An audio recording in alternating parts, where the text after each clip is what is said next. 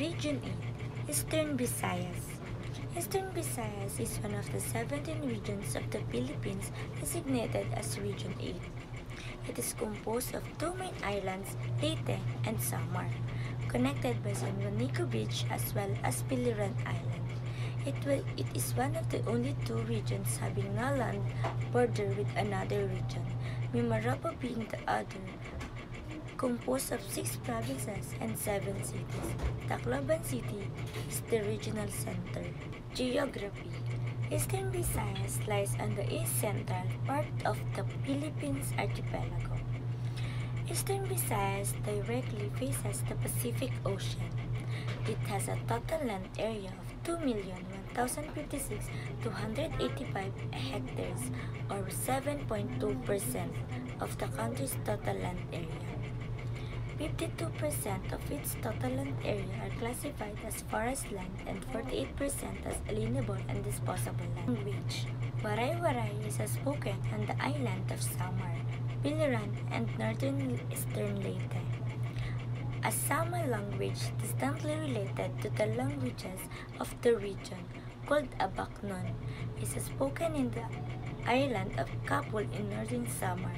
Cebuano is spoken in western, central, and southern parts of Leyte and in southern Leyte. And here's the map of Eastern Visayas. First is Leyte, Biliran, southern Leyte, Samar, eastern Samar, and northern Samar. Leyte, land area of 6,335 square kilometers or 2,006.13 square miles. Capital, Tacloban. Population, 1,776,847, excluding Tacloban City. As of the 2020 census, cities 3. Biliran, land area of 536.01 square kilometers. Capital, Naval. Population, 1,709,312. Cities, 5, and municipalities, 8. Southern Leyte, land area is 1,798.61 square kilometers. Capital, Maasin. Population of 4,029,573. Cities, 1. Municipalities, 18. Samar, land area, total area of 6,483.0 square kilometers. Capital, Catbalogan. Population of 1,909,537. Cities, 2. Municipalities, 24. Eastern Samar, land area of 4,660.47 square kilometers. Capital, Borongan. Population, 4,077,168. Cities, 1. And municipalities, 22. Northern Samar, land area, total area of 3,692.93 square kilometers. Capital, Catarman. Population, 6,043.824. Cities, 0, and municipalities, 24. Leyte is a province of the Philippines located in the Eastern Visayas region. Its capital is Tacloban City and occupies the northern 3/4 of the Leyte Island. Leyte is located west of Samar Island, north of southern Leyte, and south of Biliran. To the west of the Leyte across the Camotes Sea is Cebu Province. San Juanico Bridge. It is one of the longest bridges in the country and stretches for 2.16 kilometers connecting Tacloban City on Leyte, the island with the municipality of Santa Rita in Samar Island. MacArthur Landing Memorial. Memorial to the landing of General Douglas MacArthur and his men at the exact spot where MacArthur and other important personages breathed ashore in the knee-high waters of Red Beach on October 20, 1944. It is located in Kadahag, a barangay of municipality of Palo in the province of Leyte. part of the Visayas. Binagol, made from mashed giant taro, corns, condensed milk, sugar, coconut milk, and egg yolks. It is distinctively placed in half of coconut shell and then wrapped in banana leaves and twine. Bukayo. It is made by simmering strips of young gelatinous coconut in water and then mixing it with white or brown sugar. The bukayo remains encased in the coconut shell, which is then wrapped in the brown paper before being retailed to prospective buyers. Lubi-Lubi Festival, held every 15th day of August in the municipality of Calubian. Lubi-Lubi Festival is a captivating and entertaining event in Leyte that features enjoyable cultural presentations. Pasaka Festival, celebrated every month of August in the municipality of Tanuan. Pasaka Festival is one of the most inviting events in the province of Leyte. Godang Festival, to highlight this special occasion, residents choreograph an interpretative dance that portrays the winemaking process during the old times in Leyte. Alicaro Festival, held annually within the municipality of Hilongos in the province of Leyte. Alicaro Festival is also one of the most interesting and highly entertaining special events in the area. Biliran is an island province in the Philippines located in the eastern Visayas region. Biliran lies just a few kilometers north of Leyte Island. Its capital is Nabal. Biliran is one of the country's smallest and newest provinces, being formerly a part sub-province of Leyte until achieving full-fledged provincehood in 1992.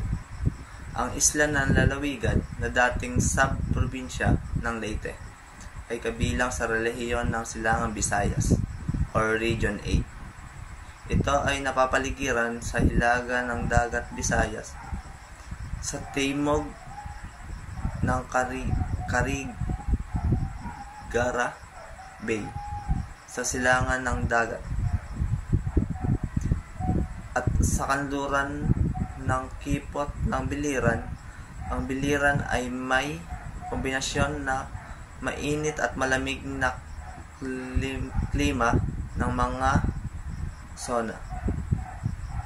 Kaya ang umiiral na klima ay mainam para sa pagtatanim ng malawak na hanay ng mga pananim ng pang-agrikultura.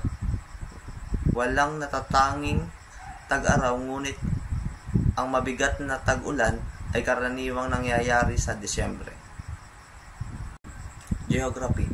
Biliran has a total land area of 53,601 hectares, making it is the fourth smallest province in the Philippines.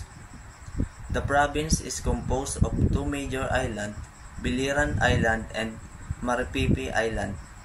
Other islands include Higatangan Island and Dalutan Island. Ito po ay pang-apat sa pinakamaliit na lalawigan sa Pilipinas. Language. The inhabitants of Biliran primarily speak Cebuano and Waray, both Visayas languages. Majority of the residents also speak and understand Tagalog and English. Tinago Falls. It is one of the main tourist attractions of Iligan, a city known as the City of Majestic Waterfalls. Tinago is a Filipino term meaning hidden. The falls being hidden in a deep ravine. Ito ay isang lungsod na kilala bilang City of Majestic Waterfalls. Ang talon ay nakatago sa isang malalim na bangin. Kaya din po ito tinawag na Tinago Falls kasi po hindi agad po natin basta-basta makikita. Mainit hot spring. As a man-made pool basin with concrete seat which provide comfort to visitors. Surrounded with greenery, the Mainit is considered a gift by the Diwata to its local folk due to the scarcity of doctors years ago. The mineral-rich water are believed to treat a wide array of concerns. Since then, the people from all walks of life have come to visit this haven. Gastronomy of Biliran. Suman. The tasty suman of Naval of different flavor like the tinambiran, a combination of white and brown glutinous rice, plain white suman and suman with mango marmalade are emerging nowadays. Kagaya lang din po ito ng suman dito sa atin. Papaya pickles. Produced from fresh green mature papaya mixed with other fresh vegetables such as carrots, green and red bell pepper, preserved in natural cocoa vinegar. Comes in 250 grams bottles. Festival. Hudyaka, one of the highlights of Biliran Province anniversary on every 11 of May. The festival is celebrated of the Biliranus endeavors as one people with Hudyaka or merriment. Bagasumbol celebrate in Naval during its town fiesta of every first Saturday and October. The festival depicts the birth of Christianity in the town during the Spanish time. Gapnod Festival celebrate in Almeria during its character's anniversary on every 1st September. The festival is tribute to the town humble beginnings, just like the lowly Gapnod and its present accomplishment. Ginalutan Festival celebrate in Maripipi in time with its annual fiesta on every 29th of September, honoring Saint Michael. The festival portrays the hard but rewarding gallop activity or making pots out of clay from which the town is famous for. Northern Leyte. Southern Leyte was a sub-province of Leyte before it was divided from the latter. Limawasa, an island is to the south, is part of the province where the first Christian mass has held, and it's said to be the birthplace of Christianity, the Philippines. The province ranked up as the second least populated in the region. According to the 2010 census, the province has a population of 399,137. Southern Leyte. Geological features created several issues in the province after the flooding of the Subangdako River and the awful mudslide in Gunsagon. Organization warned the province it was susceptible to natural occurrence like landslide and floodings. Maasin City is the capital of the province.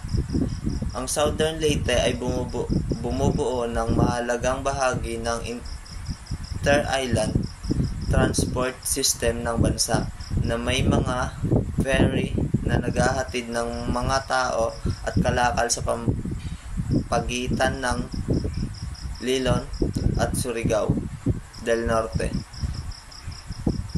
Kilala ang lalawigan sa mga dekalidad na produkto ng abaka at pangunahing producer ng abaka fiber sa bansa.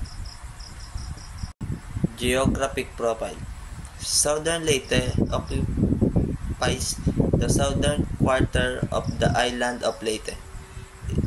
It is bounded by the province of Leyte to the north, by Surigao Strait to the east, Bohol Sea to the south, and Canigao Channel across from Bohol to the west. Its total land area is 1,798.61 square kilometers. Language. The native language is Cebuano language. However, the Waray is also spoken and understood in Southern Leyte. Natives also speak English and very few of them speak Spanish. Attraction. Cambaro Caves. In this cave, one can find jaw-dropping rocks formation, stalactites and stalagmites, cave corals, and cold cave pools. Padre Burgos Castle Resort. It is a stunning resort with luxurious accommodation, outstanding food, and awesome amenities, assured relaxation and comfort with their beautiful guest room, indoor and outdoor restaurant, swimming pool, and private beach. Gastronomy. Kinilaw. Fresh fish or seafood prepared with vinegar, spices, and coconut milk. Yung kinilaw po ay yung kagaya lang din po sa atin. Bocarilos. It is made of coconut strips, evaporated milk, egg, sugar, and calamansi juice. Bukayo and Bocarilos are both sweet, but the difference is that Bukayo use brown sugar, making its color brown, while Bocarilos is lighter color because of its ingredients. Ang Bocarilos po ay para po siyang Bukayo sa atin. Festival. Tangka-Tangka Festival. It's culminate a beach jump party at the very popular Tangkaan Beach. Tangka means attempt.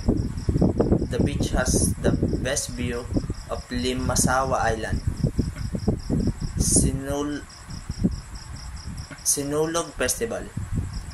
An annual religious street pageant celebrated as homage to the Holy Child Jesus, Santo Niño, patron of Malitbog. It has grown steadily with devotees from other places flocking to downtown. Sakay-Sakay Festival. Honor of the Child Jesus drew devotees in the locality to participate in the annual event, which has supported by the city government of Maasin and has appropriated fund for the same purpose. Pagkamugna Festival. Grand Civic Parade agri-aqua and food fair, live concert, motocross, and the prestigious Search for Southern Leyte highlights this festival. Samar, also known as Western Samar.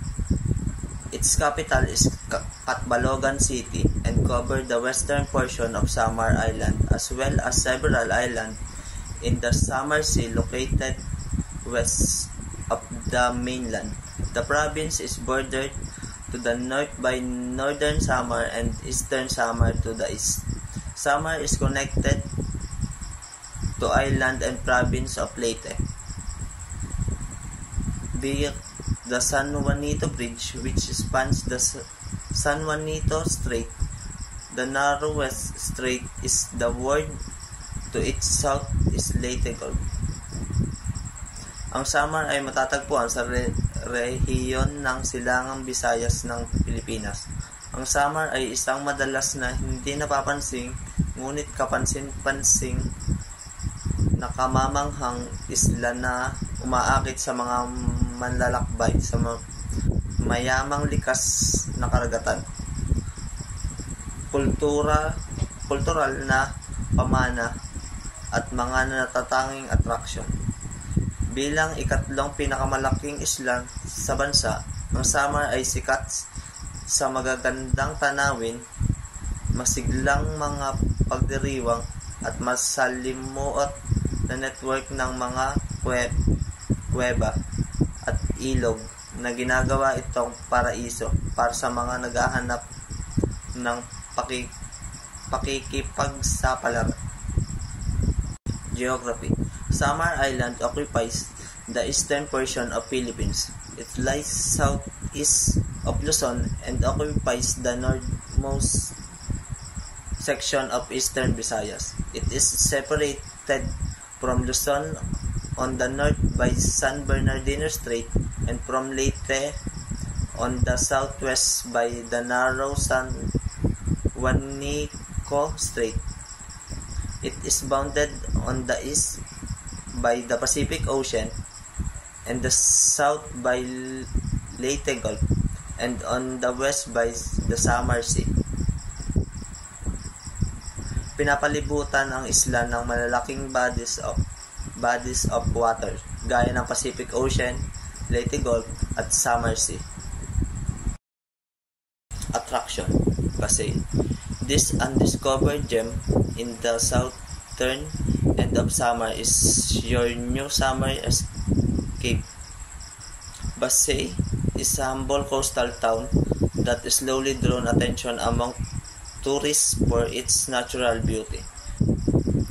Pasay is known for its natural beauty, lalo na ang Sohotan Natural Bridge Park na mayroong mga kahanga-hangang limestone formation at mga lunti ang tanawin.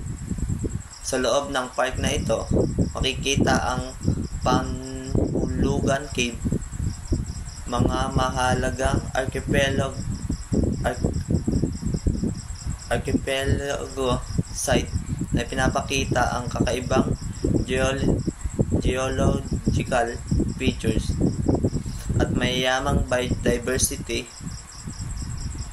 Maaari ring tuklasin ng mga bisita ang tahimik na Cadacan River na dumadaloy sa parke at nag-aalok ng mga pagkakataon para sa kayaking at paglangoy sa malinaw nitong tubig.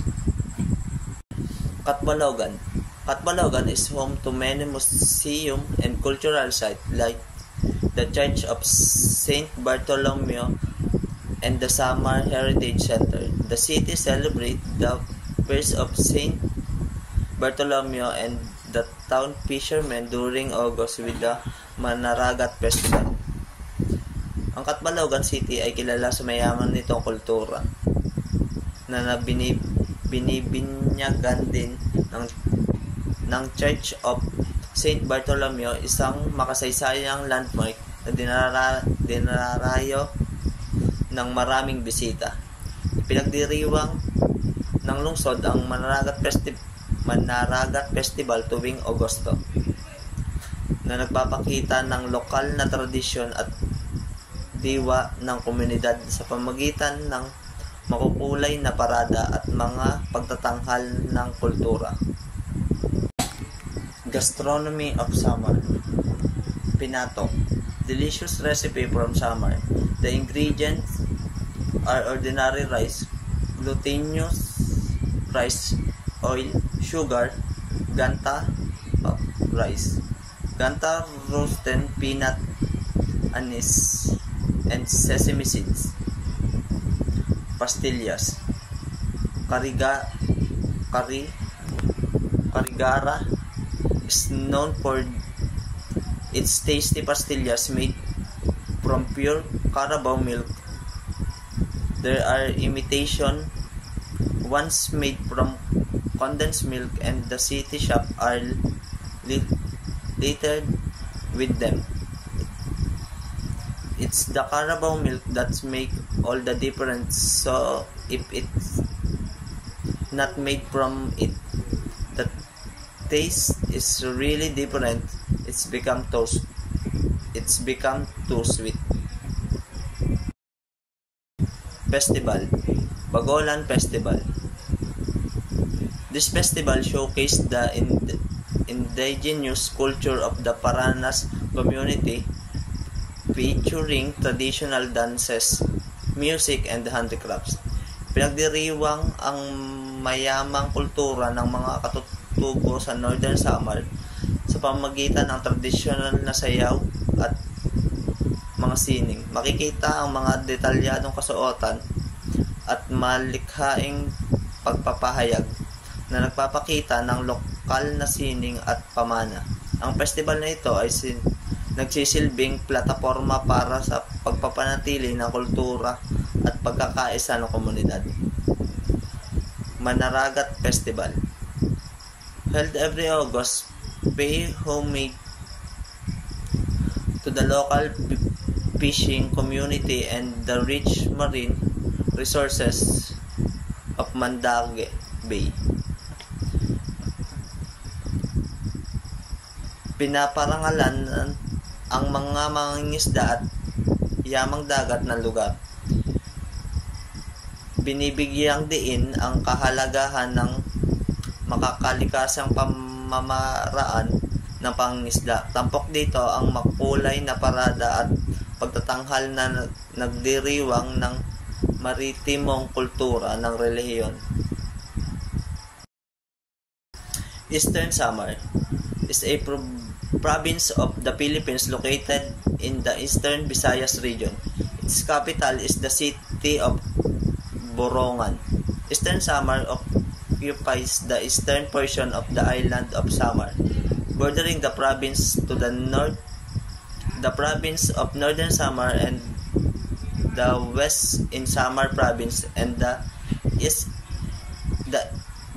is the vast Pacific Ocean of the coast of Leyte Gulf.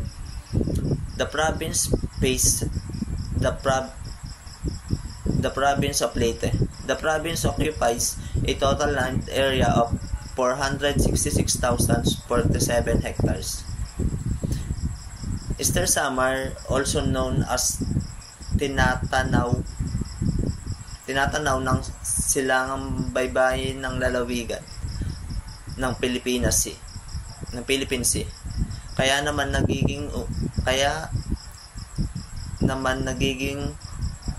naging umusbong na destination ng Pilipinas ang Eastern Samar para sa mga white beach sand surfing and skimboarding na aktibidad. Pinagmamalaki rin ng Eastern Samar ang mga maringal na talon, kakaibang rock formation at mga kakaibang mga lugar at karanasang turista sa Pilipinas. Geography. Eastern Samar covers a total area of 4,660.47 square kilometers, occupying the eastern section. Majority of southern Samar, coast of Samar Island in the Eastern Visayas region, The province is bordered to the north by Northern Samar and the west by Samar. Ang relihiyon ay napapahangaganan sa silangan ng Karagatan Pasipiko sa hilaga ng Bicol Peninsula. Sa hilagang kanluran ng Samar Sea, sa kanluran ng Camotes Sea, at sa timog ng Surigao Strait, ang Bohol Sea.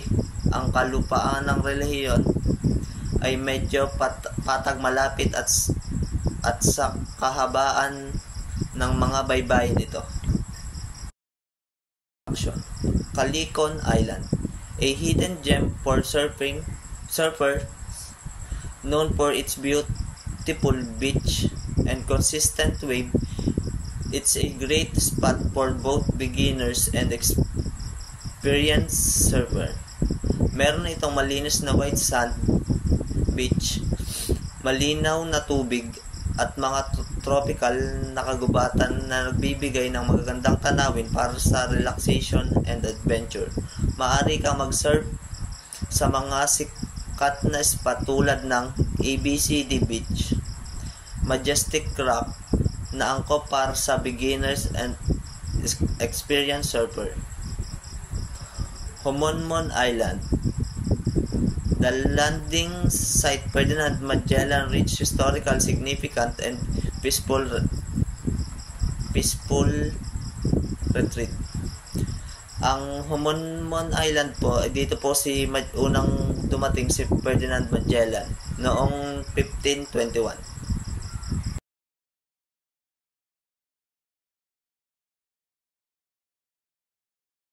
Festival, Parayan Festival. This festival celebrates the rice harvest and the agricultural livelihood of the people of Salcedo. It showcases traditional farming practices, cultural dances, and Thanksgiving ritual.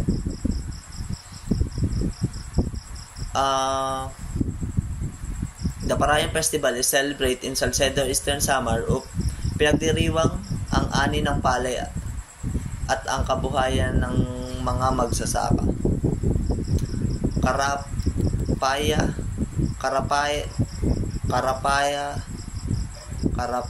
Karayapan Festival. Celebrate to the honor of beautiful harvest of marine resources of Guiana. The festival features lively street dances, cultural presentation, and showcase of local fishing industry. Ang Karayapan Festival ay ginaganap sa Guiana, Eastern Samar upang ipagdiriwang ang kasaganahan ng yamang dagat at produkto ng agriculture. Northern Samar, one of the three provinces comprising Samar Island. Its capital is Catarman and it's located at the northern portion of island of Samar. Bordering the province to the south are the province of Samar and Eastern Samar. To the northwest across the San Bernardino Strait is Sorsogon. To the east is the Philippine Sea and the west is Samar Sea. Northern Samar, also known as ang lalawigan, ay higit sa lahat ay binubuo ng mababa at lubhang masungit na burol at maliliit na lugar sa may mababang lupain. Mayroon din itong maliliit at hindi tuloy-tuloy na mga lugar sa kahabaan ng mga baybayin, at ang mga ilog nito ay kadalasang sinasamahan ng mga alluvial na kapatagan at lambak. Ang lalawigan ay pinagkaloob ng medyo mayaman at matabang lupa na maaring tumubo dito ang karamihan sa mga pananim. Geography. It is located at the eastern edge of archipelago with an area of 369,293 hectares. About 52% of the total land area is covered by forests and 42% is classified as alienable and disposable. It is bounded by the Pacific Ocean on the east, the San Bernardino Strait of the north, Samar Sea on the west, and the Samar and Eastern Samar province of the south. Language. Majority of the people in the province of Northern Samar speak the Norte Samaron, a variation of Waray-Waray. Tagalog and English are also widely used and understood in the Northern Samar. Ang pangunahing lengguwahe po sa Northern Samar ay yung Norte Samaron, isang dialect ng Waray-Waray. At nakakaano din po sila ng Tagalog and English.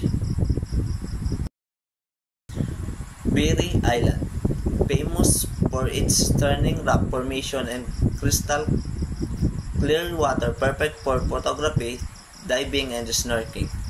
Sikat ang Biri Island dahil sa perfect spectacular rock formation nito, mga towering limestone structures at malinis na tubig, kaya perfect itong destination para sa mga turista. Couple Island, a historical island with lighthouse, Spanish-era church, and cave to explore. Ang Couple Island naman ay kilala sa rich historical heritage nito, lalo na ang lighthouse and Spanish-era church. May mga scenic cave rin dito na pwedeng i-explore. Perfect para sa mga gustong mag-relax, mag-enjoy sa cultural at natural beauty ng isla. Gastronomy of Northern Samar. Linarang soup. The local cuisine reflects a mix of Filipino and Visayan flavor, with seafood being a top due to province coastal location. Delicacies include kinilaw, raw fish, salad, larang, fish soup, and binagol, a sweet delicacy made from taro. Tinapa, smoked fish that is common, prepared using local fish varieties. It is eaten with rice and used as a flavoring for other dishes. Yung tinapa po ay yung kagaya lang din po sa atin. Parehas lang po. Festival. Ibabaw Festival. This festival celebrates the rich cultural heritage of the people of Katarman, Northern Samar. It's featuring street dancing and local traditional like the Kuratsa dance. Ang Ibabaw Festival sa Katarman ay nagse-celebrate ng cultural heritage ng lugar. Tampok dito ang mga colorful street dancing at traditional performance tulad ng yung Kuratsa. Manoglaya Festival. The festival composed the cultural performance, street dance, beauty search, and exhibit complemented with sunod-sunod sa plaza, a nightly entertainment of music and other performances for leading local performer in the community. Held annually the San Antonio mula June 9 hanggang 12. Ang Manoglaya Festival ay binibinyagang pugay ang fishing skill ng community. May cultural performance street dancer, pati po yung beauty pageant, and tsaka po yung entertainment. Nagpapaalala sa strong maritime independence ng bayan. Languages and dialect of Region 8. Waray-waray, Cebuano or Leitehanon.